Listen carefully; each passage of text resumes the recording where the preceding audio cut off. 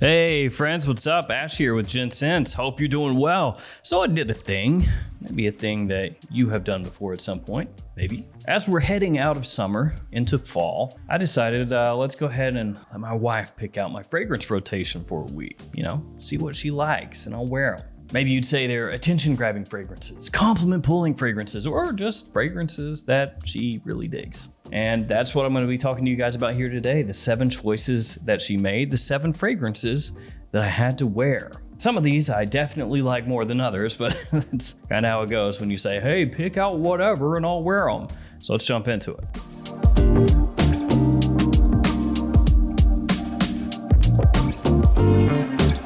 Also, codes, Gents10, twistedlily.com, luckyscent.com, 10% off, Gents10, 10% off, 10% off, Gents10, Gents10, 10%. Jomashop.com, Gents8, $8 off. Over $110 is your order, $8 is what you save, Gents8. All right, here we go. First fragrance. This is from John Varvatos, and it is XX Indigo. So this fragrance, like Varvatos XX, does not get a huge amount of love, which I find interesting because I think it actually smells really nice. First time I smelled this was in my local Belk. I walked by the fragrance counter, saw it sitting out there all alone, picked it up and gave it a spray. And I thought, man, that smells really good. So I did something I know a lot of you guys do. I pulled out my phone, pulled up Fragrantica, and I looked and I said, wow, people hate this.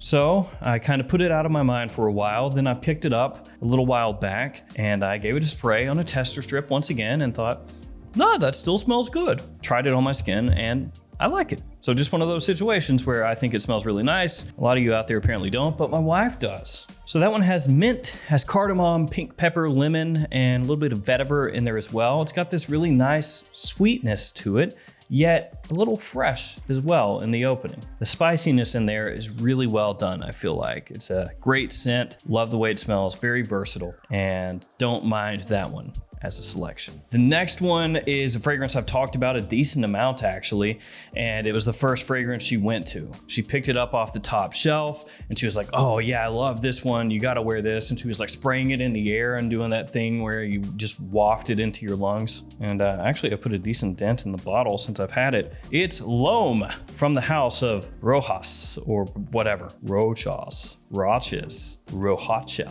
As blood orange, pineapple, juniper, and tonka as some of the notes in the fragrance.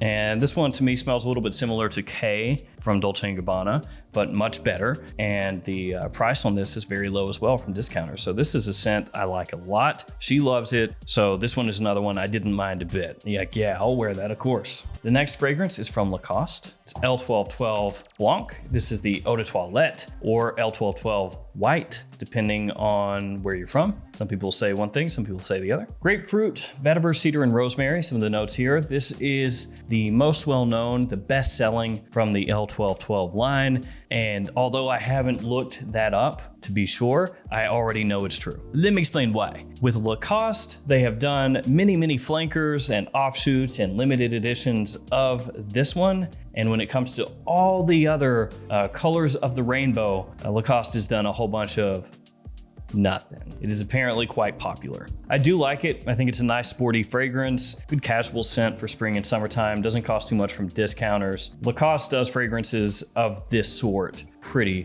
consistently. You know what you're in for. They're gonna be clean, they're gonna be fresh, they're gonna be mildly sweet. They're gonna be very hard to dislike. They're not gonna be overly unique, but they do what they set out to do well. After that, Calvin Klein Defy. Now, Calvin Klein Defy, I'm not crazy in love with, but for a good price, I think it's fine. It's just a serviceable, easy wear, sporty gym kind of blue fragrance, essentially. Like I said, though, for the right price, this is good. This is serviceable. Bergamot, lavender, vetiver, amber, some of the notes in the fragrance. They have a new version of this out, the Eau de Parfum, but I don't own that one, haven't smelled it, so not sure how that one measures up with this one. Don't have a ton to say about this. It's kind of like a conglomeration of a whole lot of other fragrances. It's kind of how it comes across. One of those deals where you smell it and you're like, oh, you know, I've smelled stuff like this a bunch of different times. Yes, it's nice. It's fine. It's kind of like what you would expect from a Calvin Klein blue fragrance, essentially. After that, Light Blue Sun. Yay. I was so excited for Light Blue Sun. I'm just halfway playing. I was gonna say playing, but I'm halfway playing. Grapefruit, bergamot, ginger, musk, and vetiver, some of the notes in the fragrance. Now, you know that I love Light Blue forever. You know I really like Light Blue Italian Love. That's great as well. I like Light Blue Oh Intense. That's my Light Blue jam. Light Blue Italian Zest, I despise. I think it's horrible. Light Blue Sun, it's somewhere in between those, right? I like it more than Italian Zest, a lot more. I like it less than Forever in Italian Love. But I do think I definitely would rather wear this than the original light blue. So like I said, yeah, it's just somewhere in the middle there. Of all the light blues, it's somewhere in the middle. My wife is a fan of citrus in most all of its iterations. She especially likes that rindy kind of citrus. Actually, when she picked this one out, she said, "Oh, I love how rindy it smells," but I don't think that one's overly rindy, but whatever. I digress. She really went for this one, I think because that coloration is attention grabbing. And when she gave it a spray on a strip and sprayed it in the air, it does have that really pleasant hit of sweet citrus. So I can't say it's my favorite light blue, of course, but I don't hate it. Of everything here, I think it's probably better than Defy for me personally, but then the other ones I would take over it, I think. After that, Chrome Eau de Parfum from Azzaro. Green Mandarin, lavender, and pine. I think it actually smells really nice. This is a very pleasant fragrance. It follows up a little bit from Chrome Extreme. So there's like a little bit of a tie-in as far as the idea behind the fragrances, although they don't smell exactly the same or anything. It's called Chrome Eau de Parfum, but it doesn't really smell like an eau de parfum version of the original Chrome Eau de Toilette, though I'd say for most people that's a good thing because Chrome Eau de Toilette definitely smells like a fragrance of its time period. I'm not trying to bust on it. I mean, that's at this point probably